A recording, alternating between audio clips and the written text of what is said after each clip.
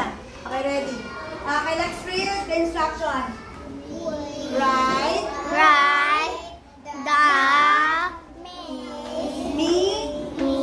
missing number. Anong ibig sabihin ng missing? Wala. Nawawala. Isusulat daw ang nawawalang bilang. Isusulat. Okay, di ba kahapon, pinag-aralan natin yung nawawala sa gitna. Yung kanyang subtrahen. Ngayon, ang nawawala naman yung minuend, yung nasa itaas. Ganito, di ba pagka, kapag ang nawawala sa gitna, sino halimbawa ito? 6 minus blank equals 5. Anong sagot dito? 1. 1. Bakit? Minus lang din. 6 minus 5. Matitira 1. Dito naman pag ang nawawala ay ang minuend, anong gagawin ng sinabi ni teacher? 10. Ano nga ang sinabi ni teacher na gagawin? Pagpadasin kasi ang subtraction o ang minus ay kabaliktaran ng plus.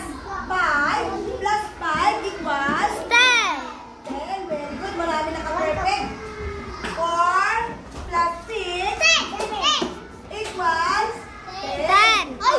Para malaman mo kung tama ba ang sagot mo, baliktarin mo ulit. 10 bawasan ng 5 Equals 5. 5. O, diba? 10 bawasan ng 6 4. O, diba? Tama. Kasi tandaan nyo, ang subtraction o ang pagbabawas ay kabaliktaran siya ng pagpa-plus. Kaya ganun ang gagawin ninyo, ha? Natin kapag ang nawawala ang minuend, anong gagawin natin dito? Ita-plus. Tandaan na, ang pagbabawas ay kabaliktaran ng pagdaragdag. O, 6 plus 3 equals 9. O, tignan natin nga. 9 bawasan ng 3. 1, 2, 3. Ilan na tira? 6. Parehas lang, di ba?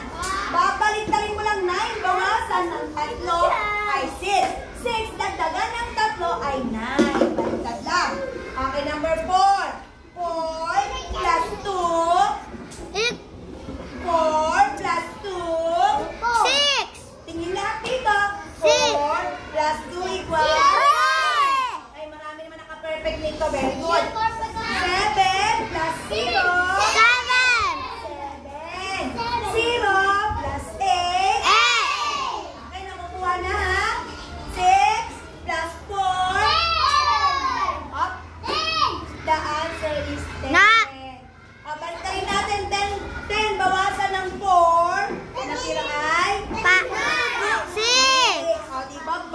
Tandaan, pag ang nawawala ay minuend, yung nasa itaas, anong gagawin? Anong gagawin? Ipagpa-plus ng pagdaragdag. Anak, nakikinig. Naintindihan dito?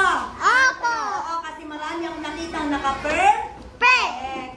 May ilan lang dun hindi na po at hindi nakatapos. Pero sana, matandaan na natin ang pagbabawas, ha? Pwedeng gumamit ng daliri. Pwede rin tayo gumamit ng mga Ay, bawal lang. itlog na tulad nito. 10. 1, 2, 3, 4, 5, 6, 7, 8, 9, 10. O, balik sa alisin ng 5. 1, 2, 3, 4, 5. O, ganun lang. 1, 2, 3, 4, 5. O kaya yung daliri mo 10, tanggalin ng 5. 5. Maraming paraan para makuha ang sagot. Kahit anong paraan ang gamitin ninyo, basta tama ang magiging sagot, ay okay lang. Naintindihan na po ang subtraction. Opo. Magiging susunod, dalawang digit na natin. Dalawang na to. Nakukuha na. Opo. Salamat po.